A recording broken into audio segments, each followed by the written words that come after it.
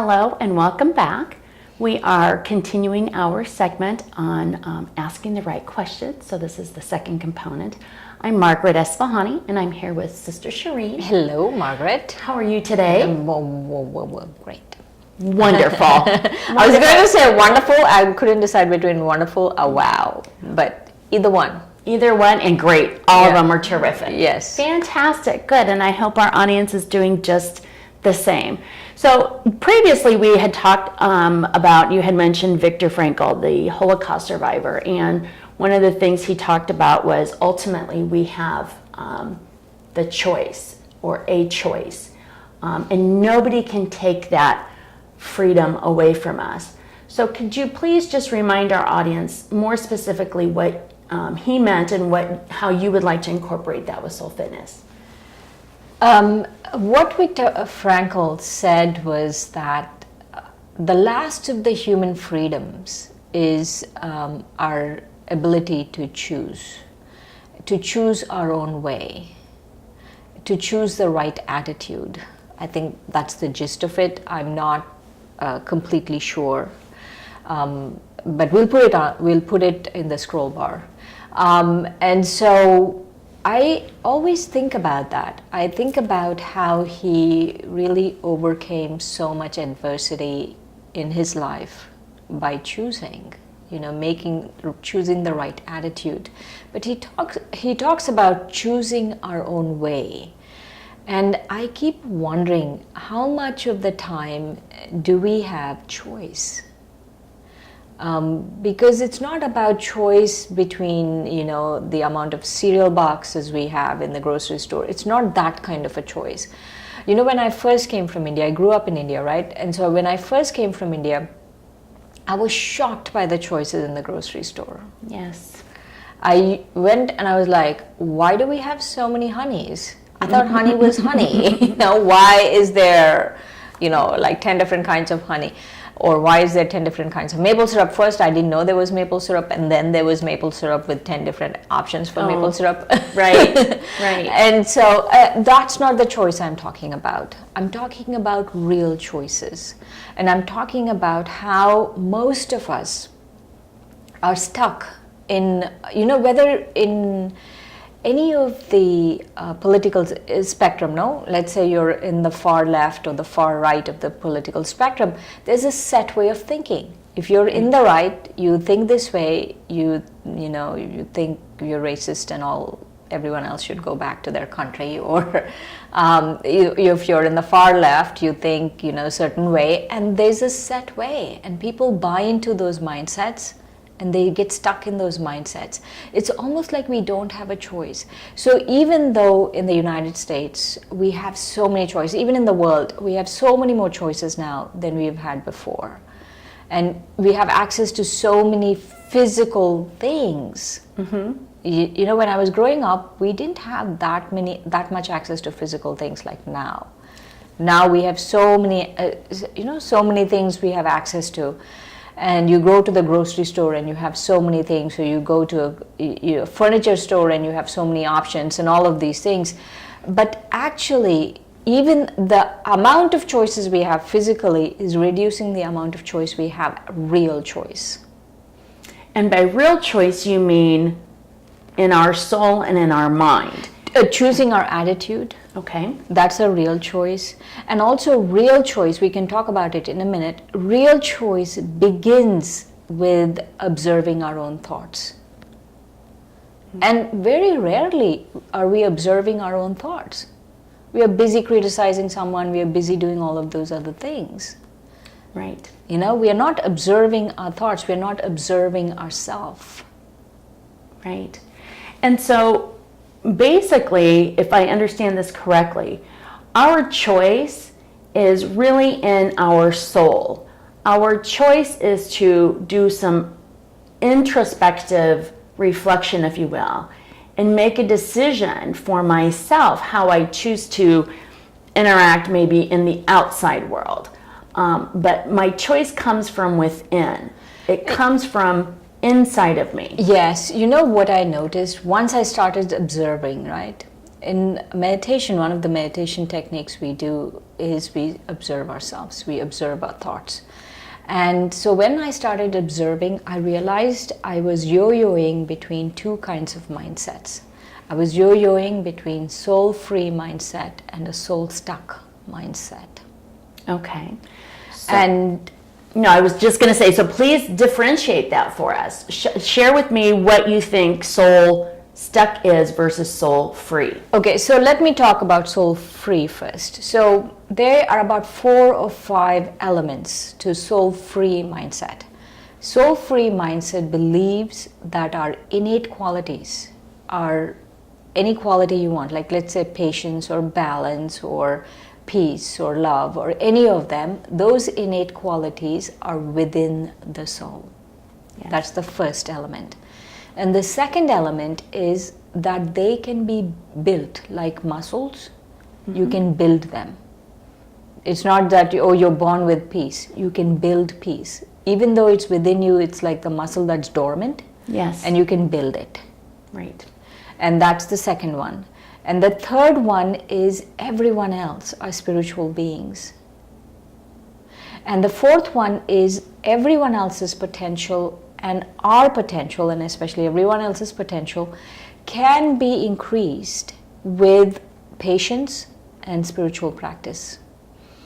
That we should have patience and then they will do spiritual practice, and we should have patience with ourselves and our own spiritual practice will increase that.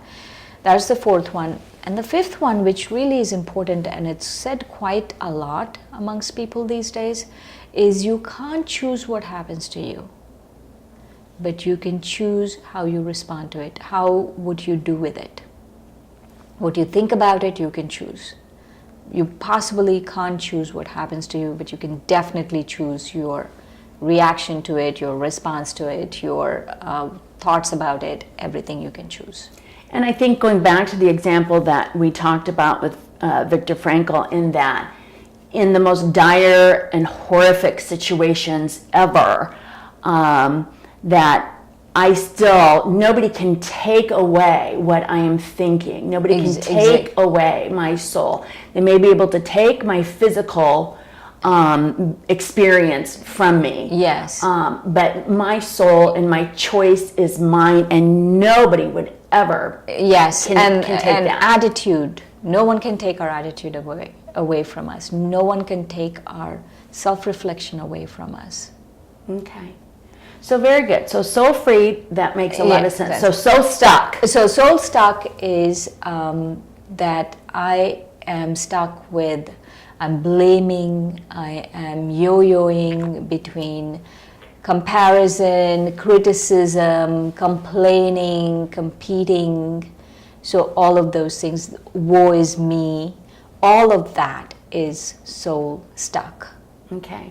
And so whatever happens to me, I take it to either complain or criticize someone or compare myself to someone, say, oh, I didn't have an education, what can I do? And, I don't have a job, what can I do? All of those things. I just have this whole litany of C's, actually, the word C words. Compete. Yeah, okay. So these are things that sort of we push away, and we sort of make excuses as to why we cannot move forward, or we make excuses why I don't take ownership of the choices that I have inside. I'm stuck in that tit for tat that we talked about earlier, right? Yes, and that sort of wanting to be right and, having the last word. And so soul stuck really is not allowing myself to have a choice. Yes, the circumstance may not be mine, but my attitude is. And so I get stuck when I sort of not try to unstick myself. Right. So my next question for you, Shireen, is how can I get out of being stuck? I devised what would you call, an exercise. Okay. And I call it the ABCD witness. Okay. And the ABCD witness goes this way, and all of you can do this, and the ABCD witness goes this way. A is I am aware. Okay. I am aware that I'm a soul. And in any situation, whatever it is, someone comes and slaps me, someone comes and puts me in jail, someone comes and tells me, you Indian, what are you doing here? Go back to your country. Whatever it is, right? Right. That seems prevalent these days. Sadly enough. And so whatever it is, I just have to ask myself the question, who am I? So be aware. Yes. That is the A, awareness. So self-inquiry, self-realization, self-awareness. Who am I? Okay. That's A. And then the B is take a deep breath and witness. Witness whatever is happening as a movie. Witness as a detached observer of life. And you might think, why? Why would you need to witness? But you realize that it's important to unplug. Mm-hmm. If you don't unplug, if you don't witness, then you get too caught up in the movie, and it really is a movie. There's a movie going on out. You can't choose, you can't decide. You don't have any control over what the other person is going to do or say. You have absolutely no control. Right. Just like in a movie, when you're watching actors act, you would say, hey, why are you acting it that way? You act this way, and why aren't you saying this and you're doing that? You don't have any choice, no? Even in real life, you don't have any choice.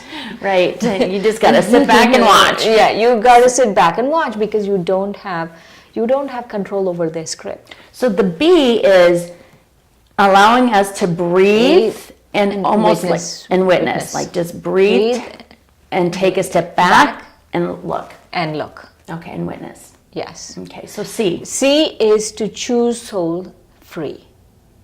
To choose soul free in one of those 5 things, right? To choose that, yes, I need patience in this, and I can build patience as a spiritual muscle. To choose my thoughts about whatever is going on. To choose a more pure, elevated thoughts in any situation. To really have understanding, okay, that person said that, it's okay, they have their own reasons, I'm sure, but to really choose my own attitude and to choose soul free. Okay, excellent. So it falls right, I get the A, be aware, B, breathe. C, when you breathe and you take that step back, you can then choose. Yes. So then, choosing soul free, right? Yeah, choose the soul free. So then, where is D? D is discern. Okay. Discern between temporary and eternal. Just ask yourself, is this temporary or is this eternal?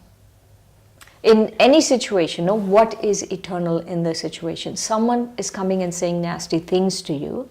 Ask yourself the question, what is eternal? Because whatever they're saying is very temporary. Right. So any situation, it could be saying something, doing something, all of those things. Whatever is happening right then is very temporary. We have to pick our eternal consciousness at that point. What is eternal? Eternal is we're all souls. Eternal is we're all children of the One. Mm-hmm. Eternal is we're all pure, peaceful beings. Eternal is we are all, innately we are good, and with patience I can develop my own potential and I can develop someone else's potential. Eternal is I have a choice. I have a choice with my attitude. I have a choice with what I choose now. I have a choice with how I'm going to respond to this. So that is an excellent exercise because A is that you're aware that you are an eternal soul. B is breathe and allows you to take a step back and see outside, almost like a wallflower. Or, you're in the movie theater and you're sitting and you're just watching the picture in front of you. C is to have the right choice. And D is discern and make sure that you choose eternity. You choose a soul characteristic and witnessing that. Is that a fair conclusion? Yes. That's a wonderful conclusion. So let's unstick ourselves. Let's get out of the stuckness of life, and let's continue talking about soul fitness. Thank you, Shireen. Thank you, Margaret.